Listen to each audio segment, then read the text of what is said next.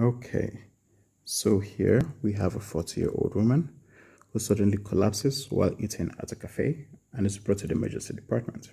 When evaluated, she's able to speak in short bursts, but is clearly struggling to breathe. Her heart rate is 125, respiratory rate is about 34, and blood pressure is 86/55. She has persistent coughing and widespread wheezing consistent with bronchospasm. Where's the diagnosis here? So let's just take a look.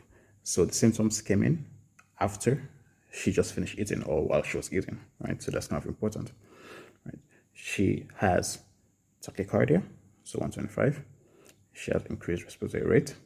She has decreased blood pressure, so hypotension, and symptoms consistent with bronchospasm, right? So the answer for this is anaphylaxis, right? So it usually occurs after you're exposed to the agent that is going to cause it in that particular patient. Okay, you're going to have a decrease in blood pressure, right? Because you have that vasodilation, so you're going to have hypotension, and now the body is going to try and make up for that by increasing the heart rate. Okay, now let's look at the other options. PE, so pulmonary embolism. Okay, so you would have that sudden dyspnea with this patient. You would have hypotension as well, but that diffuse wheezing, that's typical of anaphylaxis. You're not going to see it in pulmonary embolism. With aspiration, you're going to have coughing. You're going to have respiratory distress as well. But you also don't get that systemic hypotension when it comes to aspiration. Drug overdose. So where you start seeing certain things, let's just say something like opioids, right? So heroin, morphine, that sort of thing. You're going to have a decrease in respiratory rate. Okay.